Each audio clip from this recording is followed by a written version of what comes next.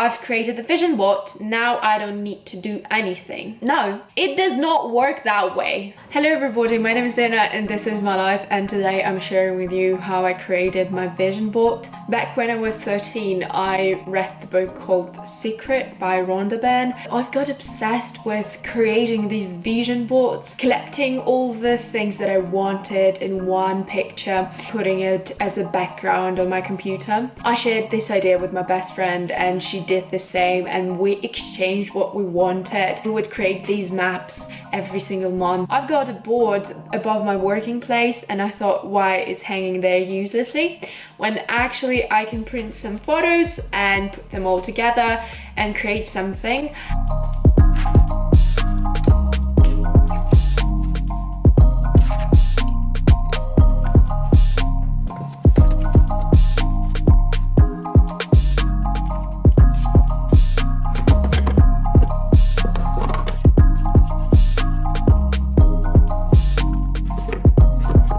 So for now, as I cleared the board, I've got lots of space for creativity.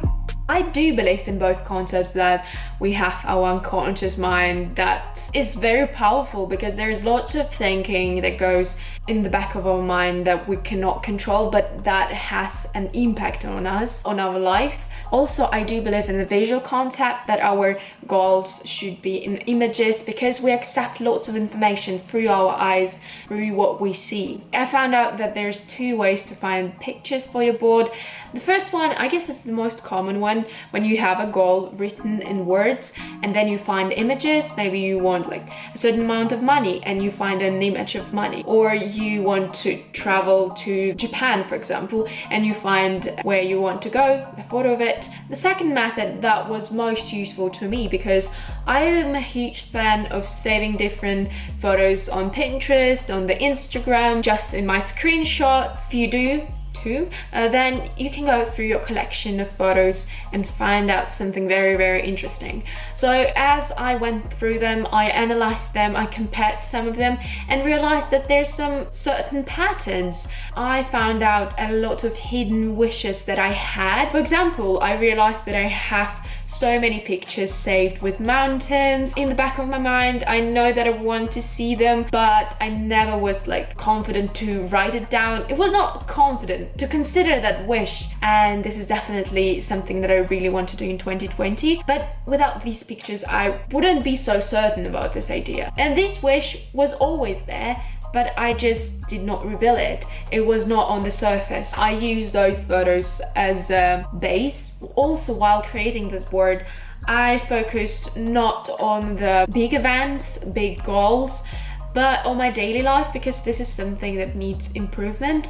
I thought that 90% of our life is like a day-to-day thing. It's something that we see all the time, our like breakfast, how we sleep, how we spend time home. And big events, competitions, celebrations are 10% or even less. And I thought making those 90% better would definitely benefit me in different ways. So the following question I asked myself: what do I want my life to look like, to feel like? I used this question as a guide while collecting and picking up the pictures. I was not taking every single picture that I liked and putting this on the board. There are a few qualities that I was searching for in the pictures that I was choosing. What do I consider a good picture for a board? Number one is that pictures look real. I used to put pictures on my vision board that were from the shops or ads or magazines that looked completely fake. Something with white background, something artificial. Yeah, I agree, this picture is not that good as this one. This one looks real, while this doesn't. And this is the same item. And having these items or things that you want in the context may really help, because while they're like pitch perfect under the glass, like the rose from the Beauty and the Beast, looking at more realistic pictures, I do understand that this is possible, and it's easier to imagine these things in my life around me. The second thing is that it captures the feeling, the vibe, like waking up in the hotel room or riding through the city on the bikes or swimming. I don't know, those pictures that we're taking during the process of doing something exciting, the vibe I want to have not exactly the thing. A small piece with details about exciting life. The third thing, these pictures move something inside me. I look at them and my instant reaction is like, wow. 1, 2, 3, funky. I've got my pictures here. I've got my scissors. I've printed the pictures on the used paper, like trying to be more eco-friendly, okay? So let's get started anyway. I found a bigger version, yay! It's like easier to cut with it. And if you're wondering what's wrong with my hands, I've been in a fight with printer. It was a hard battle.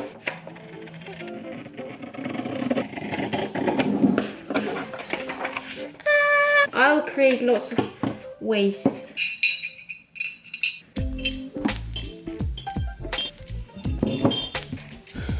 My teacher sometimes says to me that I got 2 left legs, which is not a good thing in dancing.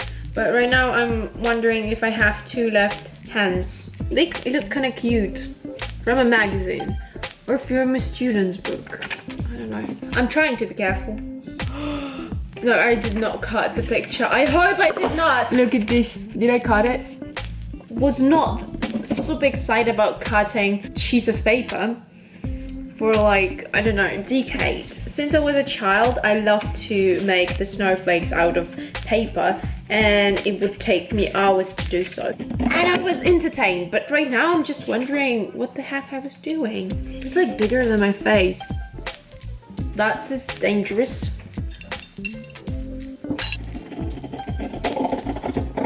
I just remembered that I've got a dance class today.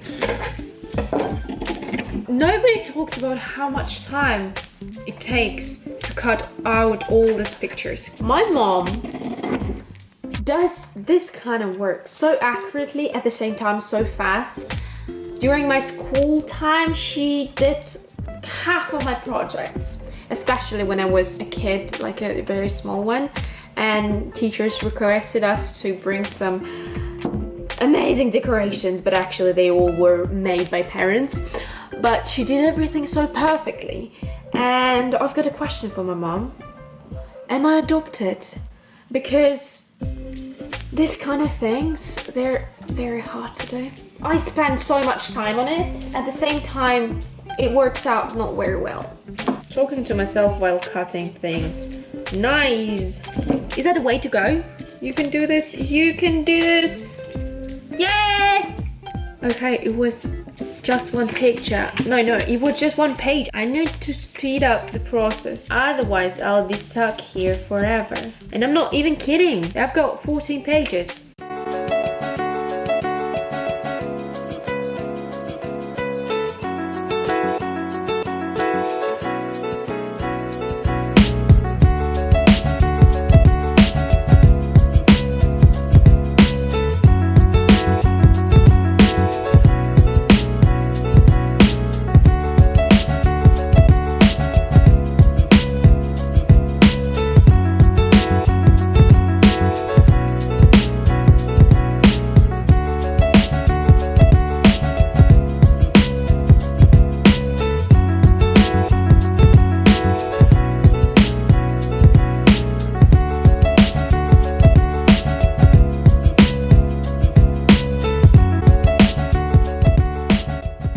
This was how I created my vision board, and I want to say that this is not a bunch of beautiful pictures put all together.